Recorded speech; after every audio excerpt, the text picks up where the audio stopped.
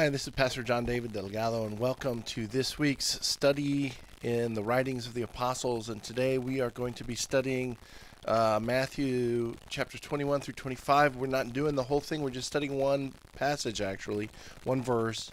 A couple. But anyway, here's the idea.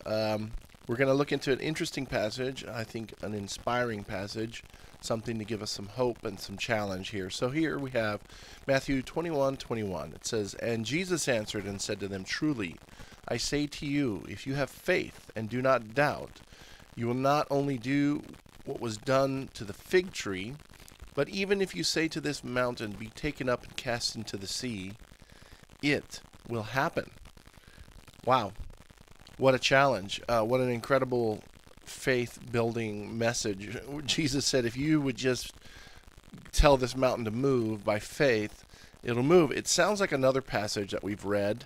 And verse 22 says, "And all things you ask in prayer, believing, you will receive." So there's this challenge to pray and ask for God for big things, and you're going to get it. In another place, he said, you don't get because you don't ask.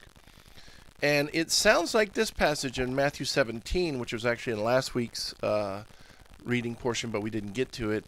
It says, "And he said to them, because of the littleness of your faith, for truly I say to you, if you have faith the size of a mustard seed, you will say to this mountain, move from here to there, and it will move, and nothing will be impossible to you." So wow, look at that incredible two passages, very similar, talking about moving mountains. And today I want to talk about moving mountains. I think all of us face challenges in our life, and it's interesting that Jesus' answer to them moving mountains is prayer and faith. And I think all too often we are stuck in the human world where we think that we're going to move mountains because of our power, because of our money, because of our life circumstance. And I think, this is just an interesting passage, and I want to look into it a little bit. I want to do some study on it. Not study, but some archaeological look. Look at a few things here. So, what would the hearers think when they heard the phrase move a mountain? Like, what would the hearers, the people who were listening to him, think about? Oh, okay, move a mountain. Yeah, you want to, something's in your way, and you want to move it. And yeah, that's true. But there's something lingering in the background of the hearers that I think when they hear the word move a mountain, you will be able to move a mountain, there's something culturally happening to them that they would see. And I think it's right here behind me in this little picture called the Herodian. The Herodian is an interesting thing. This is the picture I took when I went to it. You see a large mountain and then a little small kind of flat top thing right next to it. That large mountain is the Herodian. It's the place where Herod built his temple when he died. His, I don't know, what do you call those things? His deathbed or something. And so here's another picture of it a little bit closer. And you see this incredible flat mountain and then a really big mountain. And on the inside of that big mountain, what we don't see, but archaeology is beginning to show us, that this was a complex that was incredible. One mountain was literally moved to build the top of the other mountain.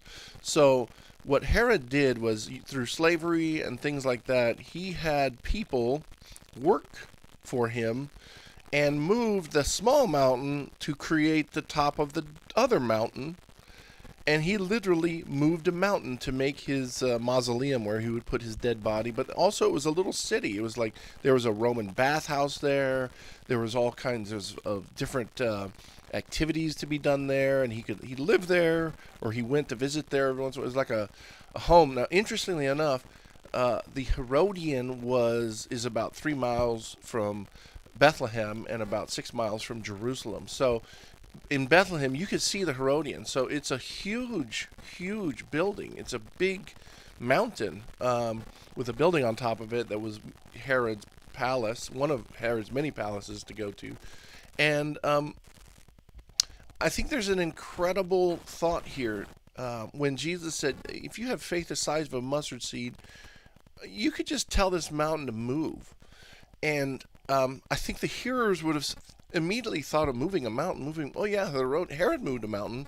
Herod, with all of his power, his political clout, his authority, his money, was able to pay slaves and contractors and thousands of people to move a mountain to make the Herodian.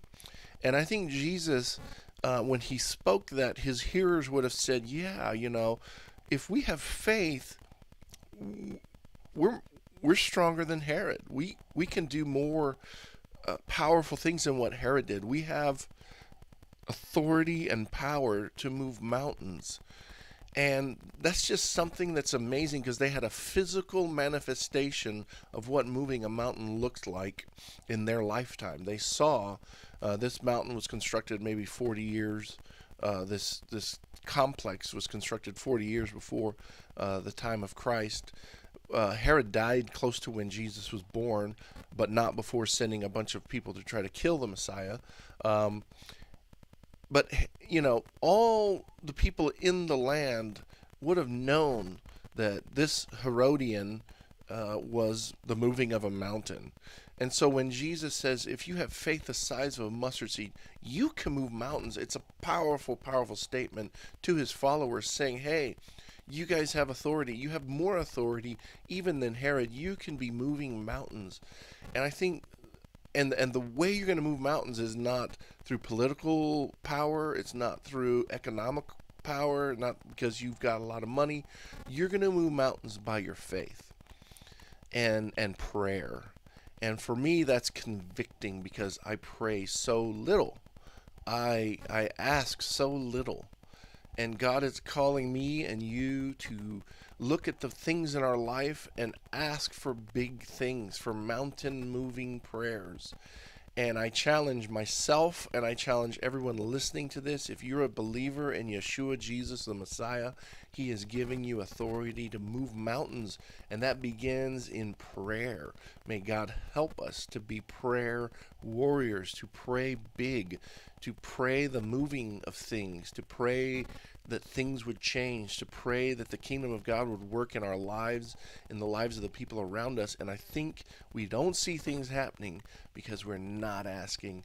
And even when we do ask, James said it's for selfish motives, or beyond that, we're just asking small, pitiful, tiny things.